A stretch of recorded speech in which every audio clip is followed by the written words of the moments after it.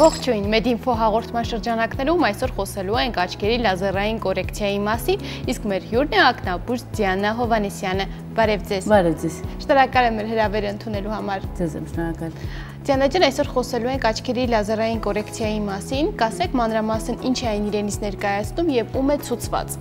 Լազերային կորեկցիան կարճատեսության, հեռատեսության եւ ասթիգմատիզմի դեպքում իրականացվող բժշկական միջամտություն է, որը հնարավորություն է տալիս ոսպնյակ կամ ակնոց կրող պացիենտներին ընդմիշտ ազատվել դրանք կրելու անհրաժեշտությունից եւ ունենալ մաքսիմալ տեսողություն։ Այն նշեցիք ընդմիշտ ազատվել, բայց շատ հաճախ մարդիկ մտածում են, որ լազերային կորեկցիան վերջնական բուժում չի համարվում։ Կարող ենք դա համարել վերջնական խնդրի լուծում։ Դա անհատական է պացիենտի համար, օրինակ կարճատեսություն ունեցող պացիենտի դեպքում մանրամասն հետազոտություններն անցնելուց հետո է ցուցվում միայն վիրահատություն, երբ որ սովորաբար արդեն կարճատեսության աճը կանգ է առած։ Այդ դեպքում իհարկե դա համարվում է վերջնական լուծում։ Իսկ մինչև վիրահատություն ինչ հիմնական ախտորոշում է կատարվում, ինչ հետազոտություններ է անցնում պացիենտը։ Սկսած տեսողության ստուգումից, եղջերաթաղանթի հաստությունից, ակնահատակի ստուգումից, ինչպես նաև չգիտեմ, կարճատեսության ասթիգմատիզմի չափը մանրամասն որոշելուց եւ կորեկցիայի արդյունքում որոշում է, թե տվյալ պացիենտի դեպքում ինչ արդյունք կունենանք եւ ինչ ռիսկեր է պարունակում այդ վիրահատությունը տվյալ պացիենտի համար։ Եվ նոր արդեն որոշում է կայացվում վերցնել պացիենտին վիրահատության, թե ոչ։ Ինչ խնդիրներ են լինում, երբ որ հակասուցված է լինում լազերային կորեկցիան, այդ վիրահատությունը։ Այո, իհարկե, լազերային կորեկցիայի համար մեկ հակասում է օրինակ կերատոկոնուսը, եղջերաթաղանթի դեգեներատիվ հիվանդություն է, որի դեպքում իհարկե հակասուցված է լազերային կորեկցիան, հակասուցված է նաև չկոմպենսացված գլոկոմայի ակնահատակի խնդիրների, շերտազատման ռիսկ պարունակող խնդիրների դեպքում, որոնք իհարկե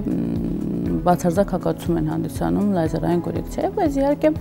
ունենք նաև հարաբերական հակասություններ, որոնք տվյալ փուլում, տվյալ պացիենտի համար ռիսկեր չեն պարունակում եւ կարելի է վերցնել վիրահատության։ Իսկ որ տարիքից է ել ավելի նպատակահարմար կատարել աչքերի լազերային կորեկցիա։ 18 տարեկանից բարձր։ Իսկ ինչ տեսակներ կան կորեկցիայի վիրահատության։ Սկսած ամենապարզ PRK, LASIK, FemtoLASIK, մինչև անգամ SMILE մեթոդներ բոլորը այս պահին Երևանում հասանելի են։ Երբ որ պացիենտը դիմում է, կատարվում է ախտորոշում եւ վիրահատություն, հետագայում հետագա խնամք, ինչպիսի խնամք է պահանջվում աչքերի։ Տեսեք, կախված մեթոդից հետվիրահատական շրջանը տարբեր է, բայց սովորաբար նշանակում ենք կաթիլներ, որոնք պացիենտը տանը պետք է օգտագործի եւ սկզբում 1 օր անց, հետո արդեն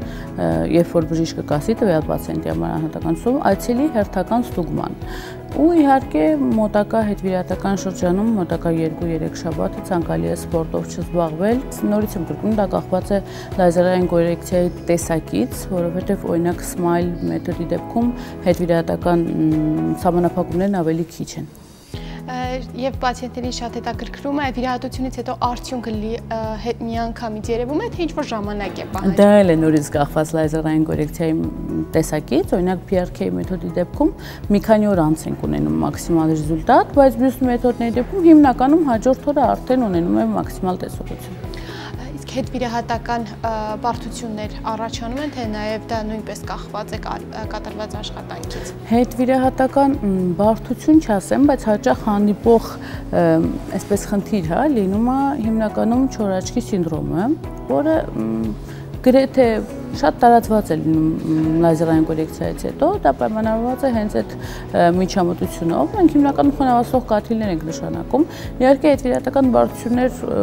կան նաև այնպիսին, ինչպիսին կախված չեն ոչ պացիենտից, ոչ բժշկական միջամտության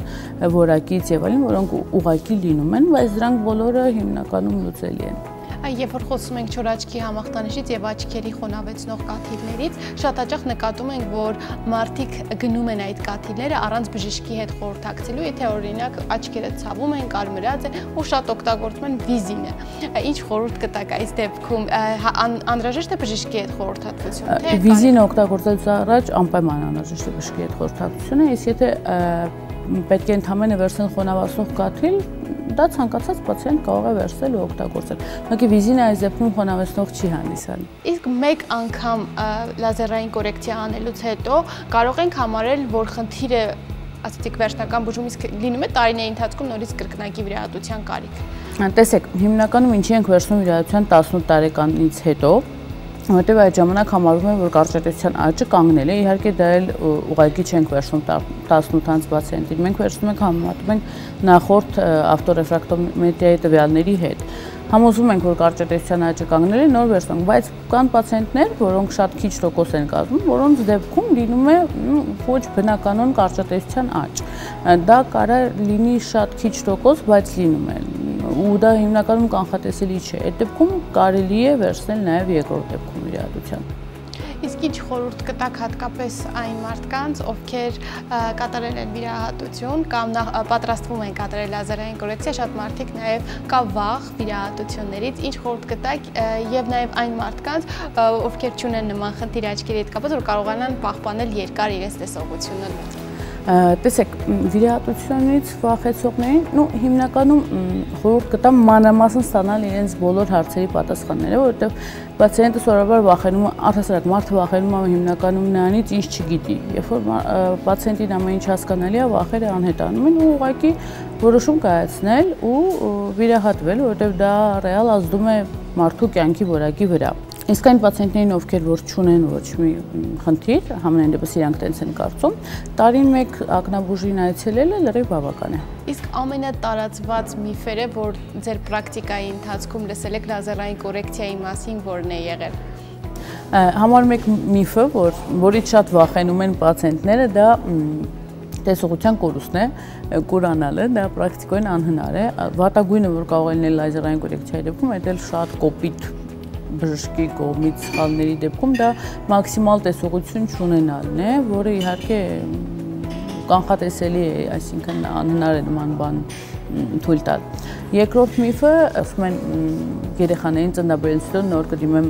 լազերային կորեկցիայի, դա նույնպես միֆ է, նույնպես սխալ է, դա ընդհանրապես կապ չունի մեկը մյուսի հետ, կարևոր է, որ լազերային կորեկցիայի եւ վիրահատության եւ ծննդաբերության մեջ լինի 6 ամիս ընդմիջում։ Իսկ նաև լսում ենք, որ այնպիսի մարդիկ, ովքեր որ աշխատում են էկրանի դիմաց նստած երկար ժամանակ, տեսողությունը պահպանելու համար, նաև եթե վիրահատություն է ենթարկվել մարդը, պետք է պաշտպանիչ ակնոցներ կրի։ Պաշտպանիչ ակնոցները դրանք պարտադիր ցուցված չեն բոլորին, այստեղ ավելի կարևոր է տեսողական հիգիենայի պահպանումը, այն է 20 րոպեն 20-20-20 կանոնը, 20 րոպե 20 րոպեով նայել 20 մետր հեռավորության վրա գտնվող որևէ առարկայի, օգտագործել խոնավացնող կաթիլներ, հետևել քնի ռեժիմին եւ իհարկե սնվել առողջ։ Սիրելիներիս հիշեցնեմ, որ այսօր զրուցում ենք ակնաբույժ Դիանա Հովհաննիսյանի հետ, իսկ մենք կհանդիպենք, եղեք առողջ։